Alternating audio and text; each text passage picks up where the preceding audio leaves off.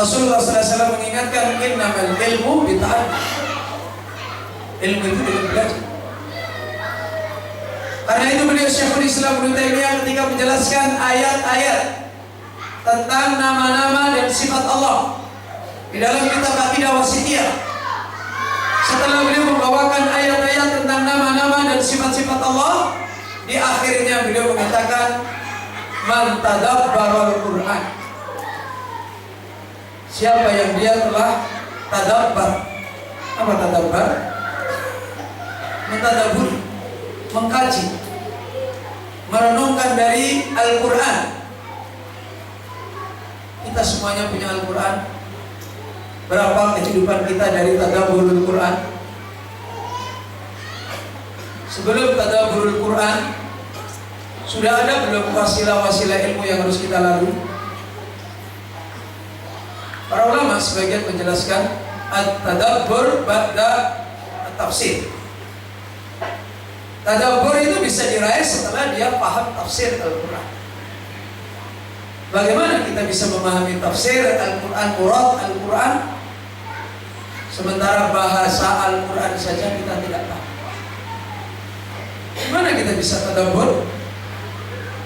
Tadabbur Al-Quran dengan terjemahan Al-Quran pakai bahasa Inggris atau bahasa Indonesia tidak bisa tadabbur.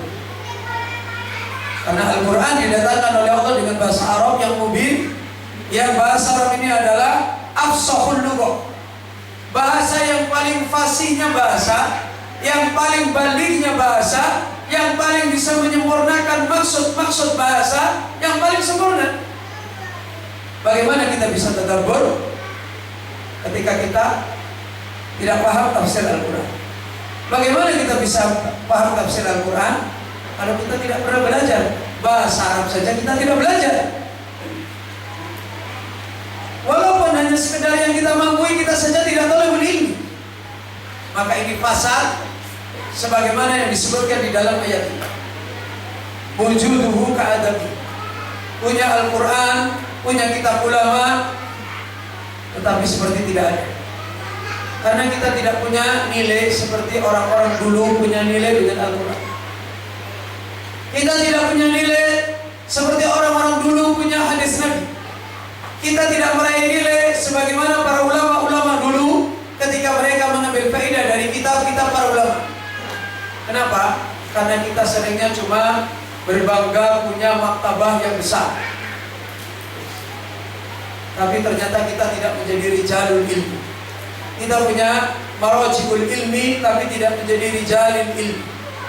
Kita punya rujukan-rujukan ilmu. Nih kitab Al-Quran kita banyak, nih hadis Nabi kita lengkap, ini kitab-kitab para ulama kita ada semuanya di sini, tapi kita bukan rijalul ilmi. Kita bukan manusia yang telah meraih ilmu. Karena itu Syekh Utsaimin rahimahullah ketika menjelaskan hakikat daripada talabul ilmi di zaman ini, bahkan beliau mengatakan asyad, lebih kuat. Kewajiban kita menuntut ilmu din, ilmu tentang kitab Allah pada hari ini adalah lebih akwa. Kenapa? Karena rusak di dalam ilmu din juga. Bahkan beliau Syekh Muhammad bin Shalih Al-Utsaimin menjelaskan, coba sekarang kita lihat, kalau seandainya ada seorang mubtadi atau seorang fajir kemudian masuk di dalam sebuah maktabah, yang maktabah itu penuh ilmu, penuh ajaran-ajaran yang benar, ajaran yang sunnah, kira-kira apakah buku-buku ini bisa mendatangi orang yang ahli bid'ah? Apakah buku-buku ini bisa memberi nasihat kepada orang yang ahli bid'ah yang ada di dalam maktabah itu? Tidak. Siapa yang bisa menasihati? Siapa yang bisa mendatangi? Rijalul ilmi, orang yang ilmu itu telah ada pada dia, maka itu baru bernilai. Nah, karena itu ayyuhal ikhwan fillah rahimani wa rahimakumullah, jangan kita merasa cukup berbangga ketika kita ini sudah punya hujjah secara nas. Hakikat daripada Allah Subhanahu wa ta'ala menolong hambanya sebagaimana yang dijanjikan oleh Allah dengan agamanya ini. Huwallazi arsala rasulahu bil huda wa dinil haq liyudhhirahu 'ala ad-dini kulli wa kafa billahi syahida. Dialah Allah yang telah mengutus rasulnya dengan petunjuk berupa kitab Allah, wa dinil haq berupa ilmu yang nafi dan dengan agama yang benar, untuk Allah memenangkan di atas seluruh agama. Mari kita ambil pelajaran hikmah bagaimana para ulama memberi nasihat kepada kita tentang ayat ini. Di antaranya beliau Syekh Sa'di rahimahullah ta'ala, ketika Syekh Sa'di menjelaskan ayat liyudhhirahu 'ala dini kulli, sebagaimana di dalam kitab beliau At-Tadbiyat al-Latifah. Apa kata beliau Syekh Sa'di? Bil hujjati wal burhani wa bil izzi wasul. Ada berapa yang disebutkan oleh beliau Syekh Sa'di? Allah Azza wa Jalla memenangkan nabinya dengan agama ini. Ada berapa yang disebutkan oleh beliau? Ada berapa tadi? Ada. Pertama kata beliau bil hujjati wal burhani wa bil izzi wasultan. Coba lihat susunan bahasa yang disampaikan oleh beliau. Empat ini disamakan oleh beliau apakah tidak? Empat perkara ini disamakan oleh beliau secara bersamaan apakah tidak? Saya ulangi supaya nanti benar. Bil izzi bil hujjah wal burhani wal bil izzi wasultan. Empat perkara ini ketika beliau menyebutkan disamakan kriterianya atau tidak?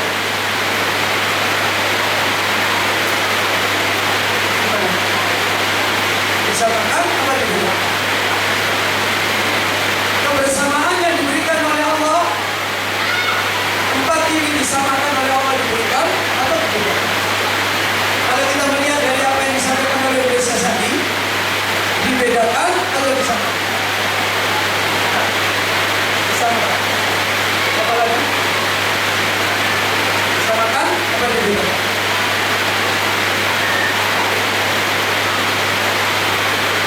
Yang menjawab berarti menunjukkan kurang kali. Saya ulangi lagi.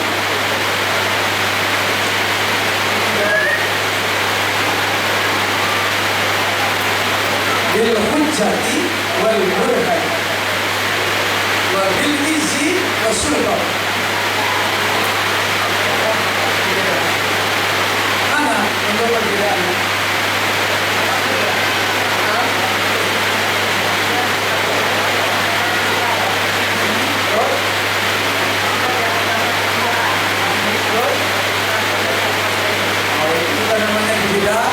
Disamakan. Bukan maksud itu yang dipahami. Ada lagi yang lain? Hah? Mana letak dibedakan?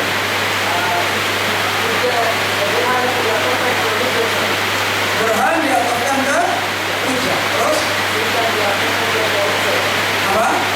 Sultan diataskan ke sahih. Ulama bil hujjah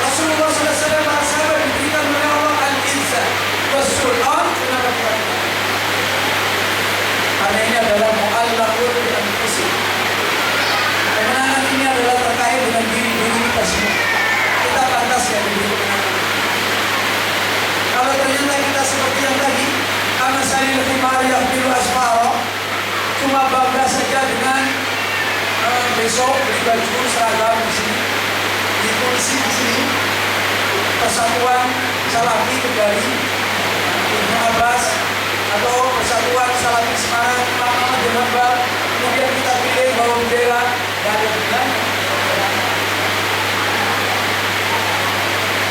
Ada gunanya. Apa maknanya kita berbangga dengan merek Salafi, kita bodoh. Amalan kita jauh dengan Salafi. Apa maknanya kita ribut dengan atribut, slogan masyarakat madani, masyarakat aneh-aneh. Kita tidak ada. Ini yang harus kita kembalikan. Bagaimana kita bisa? Kita sekarang aja baru belajar bahasa Arab saja sudah jujur banyak. Baru belajar bahasa Arab. Sudah banyak afwan Ustaz, afwan itu menjadi kalimat yang baik. Itu baru itu. Sementara ulama kita, mereka membaca kamus Lisanul Arab saja seminggu.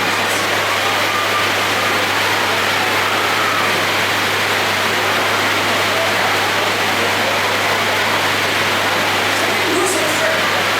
Dan mereka yang sekali. Sementara kita ini buku ini, harus.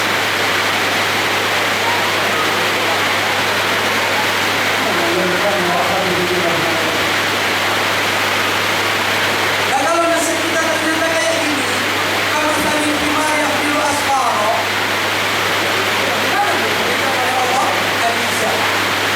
Bagaimana diberikan oleh Allah Surga?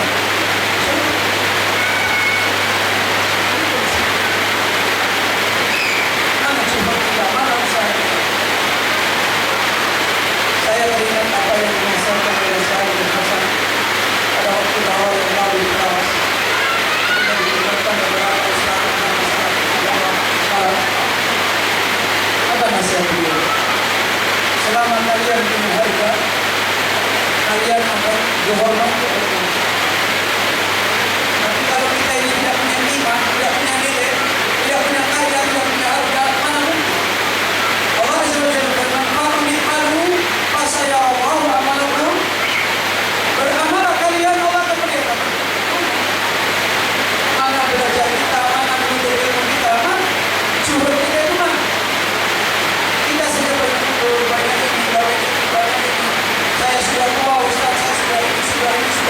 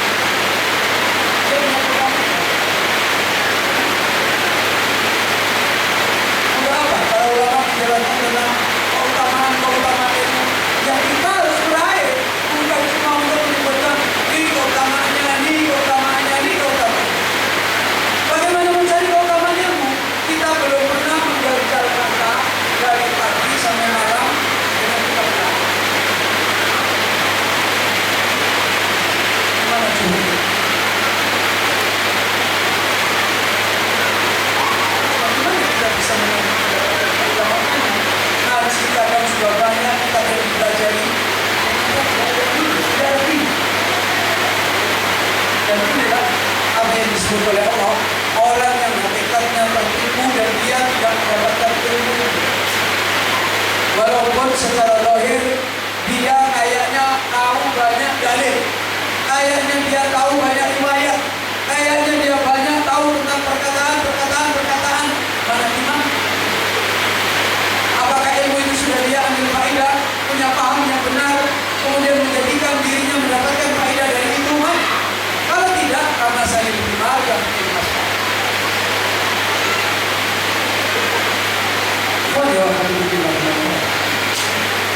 Ini ayat yang pertama yang menunjukkan bahwasanya tidak mudah bagi kita untuk kita bisa membangun ilmu.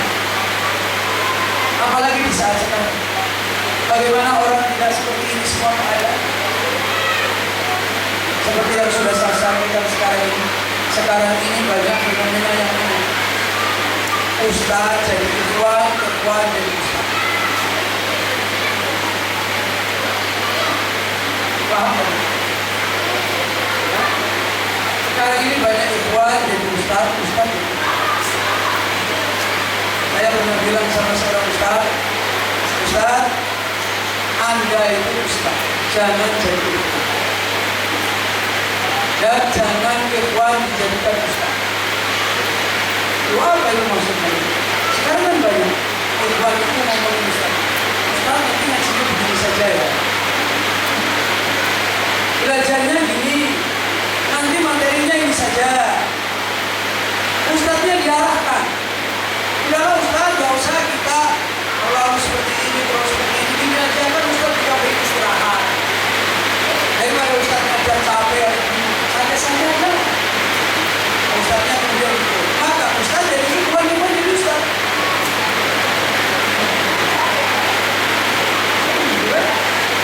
Harusnya Ustaz itu jadi Ustaz. Bagaimana Ustaz jadi Ustaz? Kamu harus begini. Ngaji harus begini. Belajar harus begini. Kalau nggak mau silakan pergi jadi tukang sampah.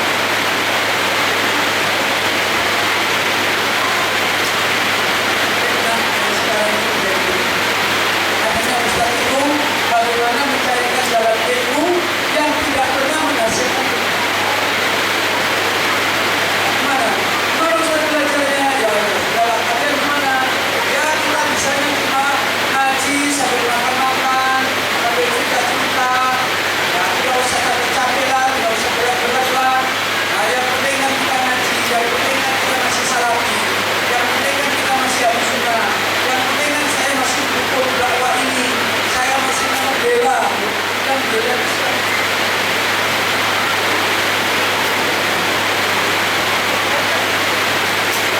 Kalau bahasa Arab saya, Al-Imam An-Nawawi rahimahullah ta'ala melihat muridnya mengangkat pena seperti ini. Ini tulis pena yang diangkat.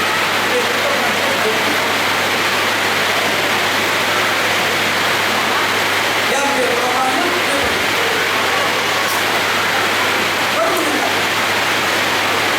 Terus akhirnya kita hidup di zaman Al-Imam An-Nawawi nanti dia tidak akan mengajar. Baik bukan penuntut ilmu. Ini adalah orang-orang bingung. Ya.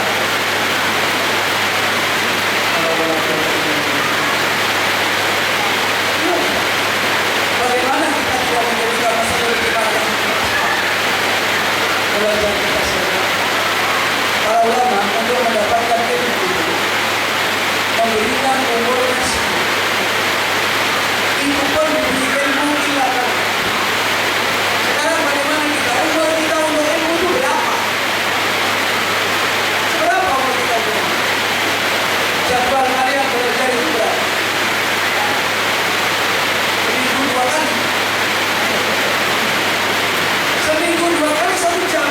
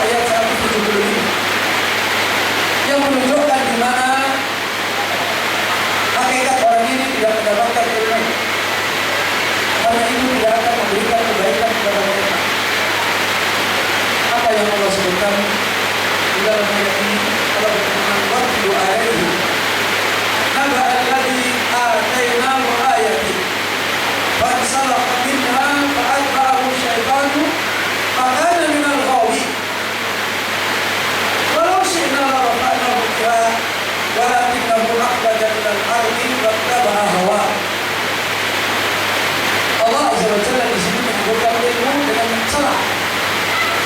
Sebagaimana dalam ayat sebelumnya surat Al-Jumu'ah, Allah menyebutkan ilmu juga dengan mencela. Yang dicela apanya? Ilmunya atau orangnya? Orang. Bukan ilmunya. Taurat kita tahu. Yang dicela adalah orangnya. Orangnya kama salil himar yahmilul asfar.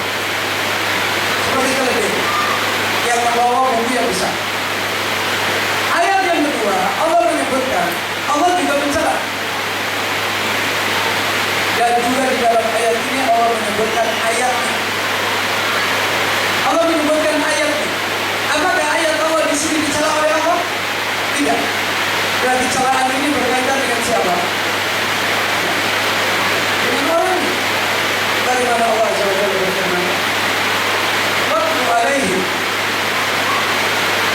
Bacakan kepada mereka.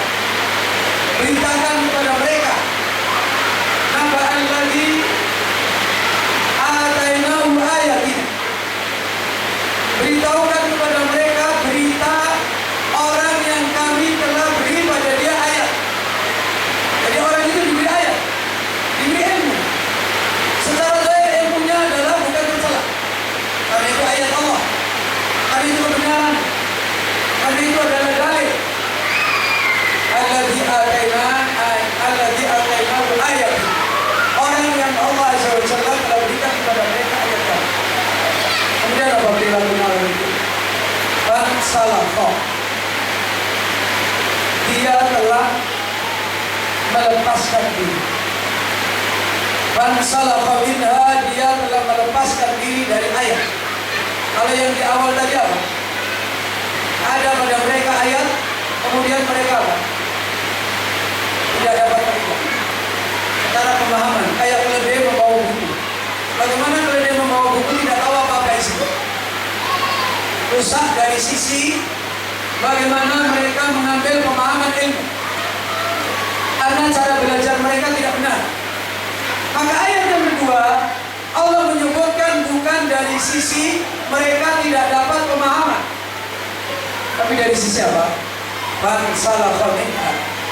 Dia telah melepaskan diri dari ayat-ayat.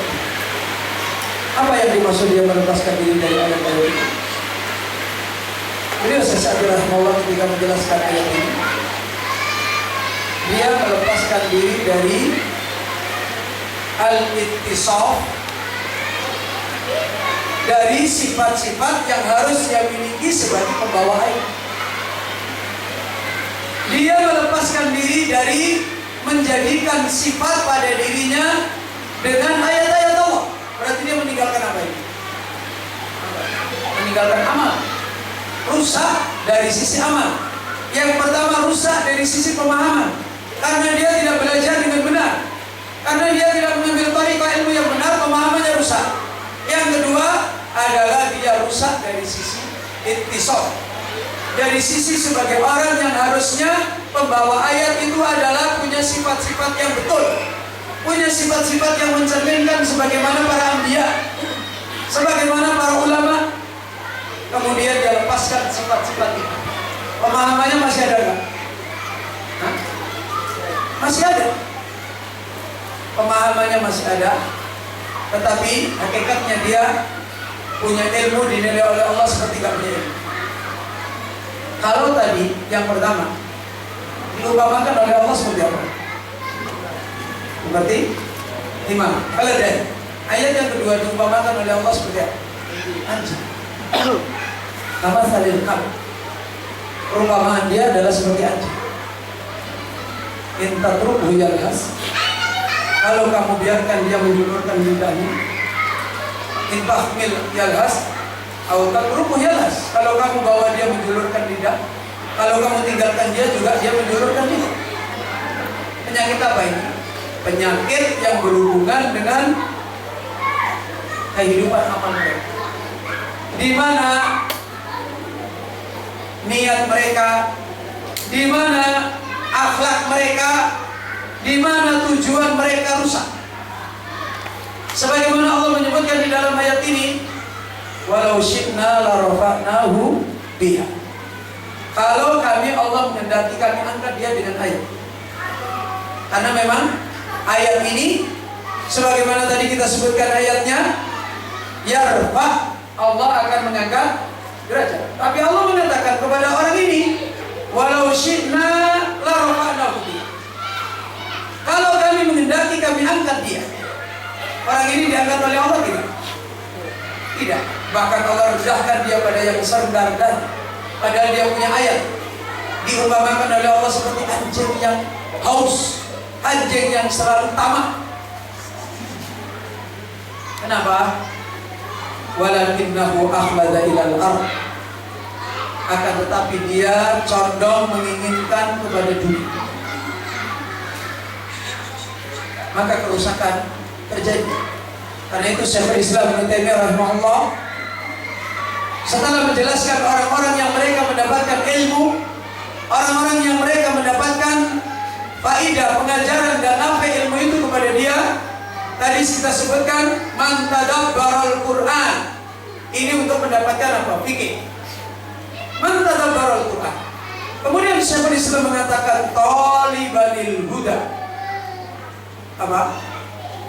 Tujuannya dia benar, maksud dia benar, adab hatinya lurus. Ini untuk mendapatkan apa? Yang pertama, tadabbar Al-Quran untuk tidak terjerumus kepada kamasalil khimar yahmilu asfar.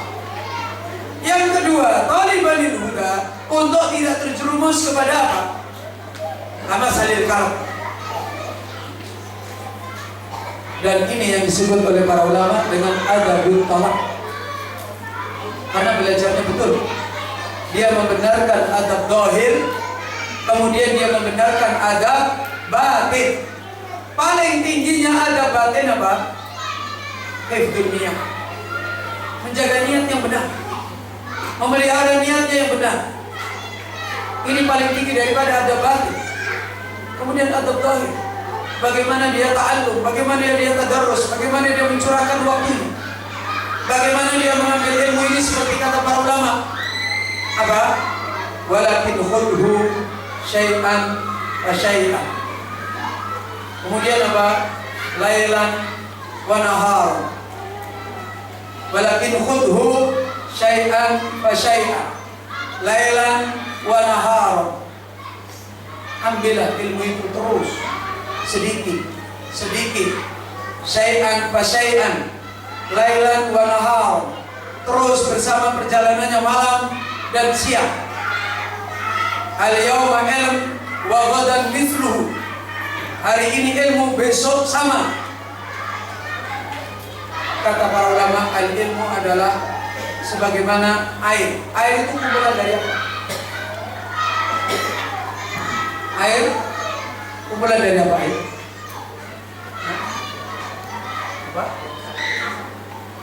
Tetesan terlalu besar. Titik air. Syukran. Air adalah kumpulan dari titik air. Bagaimana cara mengumpulkan air supaya melimpah? Dikumpulkan titik-titik air. Sama ilmu. Ilmu seperti titik-titik ilmu harus dikumpulkan. Syekh. Syekh adalah sesuatu yang paling sedikit dikumpulkan terus dengan kaidah, dengan pengajaran yang benar. Baru kemudian kita yastafid, bisa kemudian kita meraih tadabbar, kemudian kita bisa mendapatkan al-fahm, dan kemudian kita menjaga dengan adab dan kedua.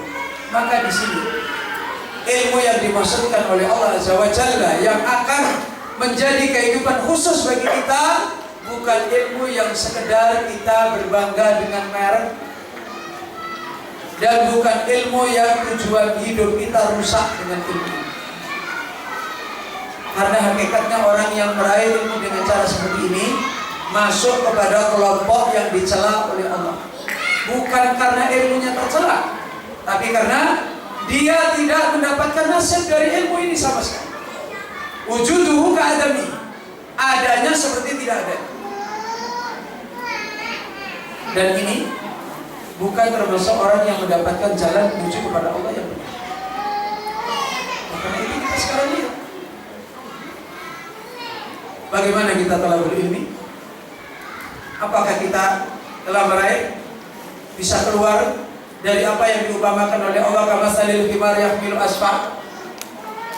Kemudian bagaimana kita sekarang dengan ilmu? Apakah kita bisa keluar dari apa yang Allah umpamakan seperti kamatsalil qalam? Dan sekarang fitnah di dalam ilmu kathir. Banyak orang belajar, kata beliau Syekh Shalih bin Abdul Aziz Al-Utsaimin, banyak talibul ilm sudah menghabiskan umur bertahun-tahun bukan tidak belajar. Bahkan mereka sudah membahas. Tapi ketika mereka meneliti pada dirinya, la yahsulul ilm, sebenarnya dia tidak meraih ilmu. Tidak dia mendapatkan ilmu yang benar sebagaimana yang dulu para salaf mereka telah meraih ilmu. La yatamakkan, tidak memungkinkan bagi dia untuk bisa istiqamah dengan ilmu, untuk bisa mengantarkan dia dengan ilmu. Ilmu yang bisa berjalan terus menerus, ilmu yang diambil secara tertib, apa ilmu yang diambil secara acak-acakan dan kacau? Mana yang lebih bisa berjalan kemudian dia terus menerus? Yang diambil secara benar, tanaman yang bisa tumbuh dengan baik yang terus menerus dimulai dari mana? Dari mana dimulainya tumbuhnya tanaman? Dari dasar, dari sejak tanahnya, dari bibitnya, dari akarnya, dan sebagainya. Sebagai contoh saja. Sebagai contoh kita sekarang kembali. Salah satu kaidah untuk mendapatkan jalan ilmu yang besar yang para ulama telah banyak menasihatkan kepada kita. Kaidah yang agung yang diingatkan oleh Nabi sallallahu alaihi wasallam agar kita bisa mendapatkan ilmu yang baik. Ikhtiyarus suyukh. Apa itu ikhtiyarus suyukh? Apa? Ikhtiyarus suyukh, memilih guru. Apakah kita sudah menempuh itu? Wal ulama al-mutaqaddimin yabhasu an ikhtiyarus suyukh. Sekarang kita ikhtiar internet, ikhtiar website, ikhtiar muassasah, ikhtiar ma'ahid, bukan ikhtiar suyukh. Dan tidak tahu diajar sama siapa. Padahal untuk kita ditolong oleh Allah bisa mengambil ilmu tadrijiyah, kemudian dia tadabbar, kemudian taksir kalau gurunya betul. Untuk kita bisa mengambil ilmu, akhlak kita terjaga, bimbingan kita terjaga kalau gurunya juga begitu. Sekarang kalau gurunya mereka tidak punya adabut talab, tidak tahu bagaimana mengajarkan murid supaya mereka yastafid al-fahm, dan kalau gurunya juga tidak tahu mengajarkan murid supaya mengambil ilmu dengan ikhlas, bagaimana mungkin? Maka ada sebuah nasihat. Kenapa banyak para salafus salih di zaman mereka bisa duduk membawa ilmunya Allah? Ini disebutkan oleh beliau Syekh Mukhtar Muhammad Amin As-Sinqiti dalam nasihat beliau. Kenapa para ulama salaf mereka bisa duduk dari subuh sampai malam hari, yahmilu ayatillah yu'allimuna nas. Mereka bisa duduk dari subuh sampai malam hari, keluar dari rumah, pulang sudah malam, mengajarkan ilmu kepada manusia. Kenapa mereka bisa duduk seperti itu? Kenapa? Karena mereka dulu dididik gurunya juga begitu. Karena mereka dulu dididik gurunya juga duduk dari subuh sampai malam. Mereka melihat gurunya, mereka yastafi dari gurunya bahwasanya ilmu itu seperti ini. Kemudian mereka jadi murid juga begitu. Sekarang talibul ilmi semua cari dispensasi, cari keringanan. Bagaimana? Karena gurunya juga suka cari keringanan. Gurunya tidak benar, muridnya juga seperti itu. Nah, Sekarang adab ikhtiyarus suyukh. Sekarang lihat orang menuntut ilmu, apa yang dibicarakan? Kenapa kamu belajar di sana? Oh, di sana enak, ada pisang gorengnya. Kenapa kamu belajar di sana? Oh, di sana masanya banyak. Oh, di sini sedikit. Kenapa kamu di sana? Oh, di sana rame. Kenapa kamu di sana? Oh, di sana ada radionya. Oh, di sana ada hadiahnya. Di sana ada perlombaannya. Kenapa kamu di sana? Oh, keren. Ustadznya keren. Mana usul kita dalam talab ilmu? Bagaimana kita bisa mendapatkan ilmu yang yastafid al-fahm? Dan bagaimana kita bisa mendapatkan ilmu yang kemudian adab kita, akhlak kita sebagaimana yang diajarkan oleh ilmu? Kalau dari awal gurunya saja. Bahkan sekarang seorang penuntut ilmu disuruh hidup dengan guru aja nggak bisa. Ya kan? Dia mau ketemu gurunya kalau di majelis ilmu saja. Sementara dulu para salafus saleh tidak. Bahkan mereka hidup dengan guru. Mereka hidup dengan guru. Bagaimana Umar menjadi murid Nabi Sallallahu Alaihi Wasallam? Sebagaimana dulu pernah saya sampaikan, suatu hari Umar bin Khattab radhiyallahu anhu melihat Rasulullah Sallallahu Alaihi Wasallam berjalan membungkuk. Ini ilmu dohir atau ilmu mustatir. Dohirnya apa itu? Kalau kita lihat guru kita sakit pinggang, ya kan? Kalau kita paling tahunya, guru kita sudah tua, sudah mati sebentar lagi. Nah, kita yang akan jadi gantinya. Ini ilmu dohir. Bagaimana Umar bin Khattab melihat Rasulullah SAW membungkuk? Saya melihat Rasulullah SAW berjalan membungkuk karena seharian tidak ada satu biji kurma masuk di dalam perutnya Rasulullah SAW. Berarti tahu kehidupannya? Tahu kehidupannya? Kita ini penuntut ilmu, guru kita ini sudah mau pingsan, tidak bisa jalan aja kita nggak tahu. Oh, dia baik-baik gitu, nggak apa-apa itu. Tapi gurunya masuk rumah sakit. Nggak tahu kehidupannya. Bagaimana dia bisa istifadah ilmu? Bagaimana dia bisa menggabungkan seperti perkataan para salafus saleh radhiyallahu anhum, "Kunna nata'allamul ilma wal amal ma'an." Kita belajar ilmu dan amal bersamaan. Umar diriwayatkan seperti ini, kata Syekh Salim bin Zaid al-Hilali ketika menjelaskan hadis ini, asar ini, beliau mengatakan, hada halul muta'allim ma'a mu'allimi. Inilah kehidupan seorang penuntut ilmu dengan gurunya. La ya'khuduna al-ilma an fahmihi faqat, walakin ya'khuduna al-ilma an hayatihi. Mereka tidak mengambil ilmu hanya dari mulutnya saja. Mereka mengambil ilmu dari kehidupannya. Ini mereka dulu mengumpulkan ilmu. Nah, sekarang ini kita, karena memang yang dianggap ilmu adalah di sini fil uqul. Kalau uqul kita sudah penuh dengan maklumat, berarti sukses. Makanya kalau perlu nggak usah pakai guru. Bagaimana kita cerdas tanpa guru? Kan sekarang banyak media, ada internet, banyak sekali internet. Sudah nggak usah pakai guru. Guru kita adalah internet dan website. Bagaimana mau menjadi orang-orang yang punya khusyuk? Coba sekarang tunjukkan kepada saya. Di zaman modern ini, orang-orang yang sudah pintar dengan media, mereka mendapatkan ilmu dengan media, dan mereka tidak pernah punya perjalanan ilmu dengan berguru. Mana yang mereka menjadi orang alim yang khusyuk kepada Allah dan saleh?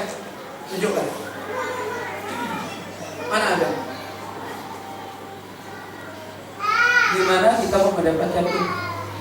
Makanya betapa banyak kacau sekarang. Pencurian dalam ilmu, kedoliman dalam ilmu, menipu dalam ilmu, banyak sekali menunjukkan rusak tujuan mereka dengan ilmu. Kalau tidak begitu, belajar banyak masalah, sudah pernah ini, sudah pernah ini, sudah pernah ini, ditanya apa itu? Bingung dia. Padahal sudah pernah belajar banyak. Baru ditanya, Coba lillahi, ini Arabnya jadi apa? Ada satu ikhwah kita ketika ditanya ini lillahi apa Arabnya? Sebentar Ustaz, saya mau ambil bendera putih. Paham itu maksudnya mau ambil bendera putih? Angkat tangan, maksudnya kita ini mati saja. Saya tidak usah jawab. Saya pakai bendera putih aja sudah menyerah. Gimana mau dipakai? Saya dulu itu belajar kalau sudah ngantuk, kira-kira jam 2 malam itu sudah ngantuk. Saya pergi ke sumur, kemudian di sumur itu dipasang lampu. Kemudian saya duduk di situ sambil memegang lampu teplok, tahu lampu teplok? Lampu lentera. Sambil memegang lampu lentera sambil memegang kita begini. Duduk di atas sumur supaya tidak ngantuk. Tahu maksudnya? Ya kalau ngantuk kan kecemplung sumur. Ngantuk punya usaha apa sekarang nanti? Punya usaha apa?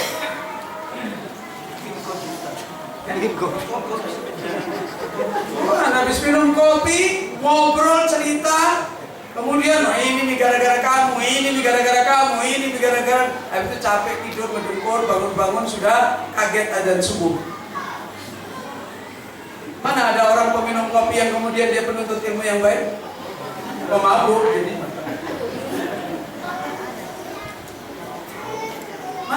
Mana buktinya sih? Apalagi kalau kita seperti para salafus saleh. Syekh Sa'di rahimahullah dalam sebuah kitab beliau Al-Mu'in ila Tahsili Adabil Ilmi wa Akhlaqil Muta'allimin, ketika beliau menjelaskan bagaimana beliau menggambarkan jalan beliau kepada ilmu, sampai bermalam-malam beliau tidak bisa tidur karena syauqah, karena kerinduan hatinya kepada ilmu itu bermalam-malam tidak bisa tidur. Kalau kita bermalam-malam tidak bisa tidur karena berantem sama istrinya, sama suaminya, bagaimana mau usulul ilm? Belum lagi mendekatnya kepada Allah, gimana? Nah kalau gurunya saja sudah tidak ada, bagaimana bisa terbimbing? Makanya ketika kemarin di ujung pandang ada yang tanya bagaimana yang menuntut ilmu yang baik Ustaz punya guru yang betul. Sudah, karena dengan guru yang betul akan dibetulkan semua kesalahan itu. Guru yang betul akan mengerti mendidik murid tadrijiyah. Guru yang betul akan mengerti mendidik murid untuk ikhlas.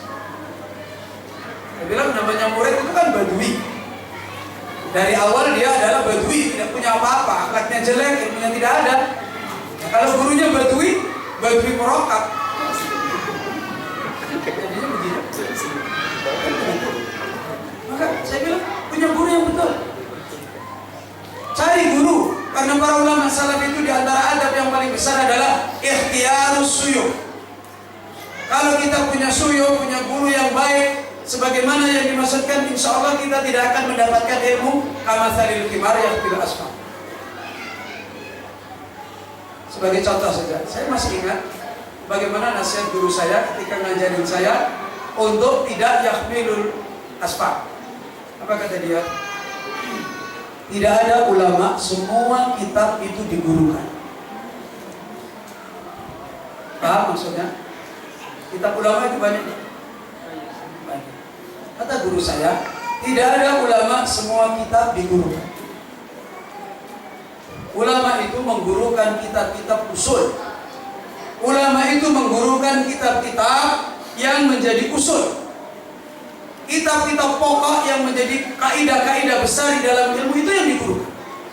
Ketika dia telah meraih ini, maka hakikatnya dia meraih semua ilmu. Maka dia bisa masuk ke kitab-kitab ulama dengan istifad. Dan itu tariqah ulama.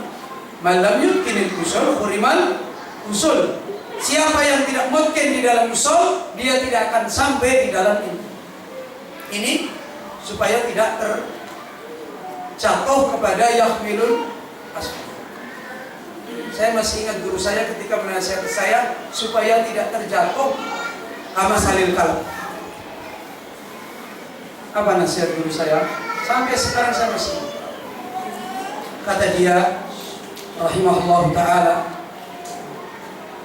kalian itu pembawa ilmu. Kata beliau, kalian jangan menikah, cari wanita yang kaya. Dulu itu saya masih sanawiyah, saya masih ingat sekali. Kalian pembawa ilmu, kalian jangan menikah, cari wanita yang kaya. Kata guru saya tidak mengerti maksudnya, tapi sampai sekarang gak hilang-hilang. Karena kamu itu nanti akan seperti punya boneka, yang boneka itu cantik jelita dan kamu senang, tapi boneka itu ditaruh di dalam lemari kaca yang dikunci. Gimana tuh Pak?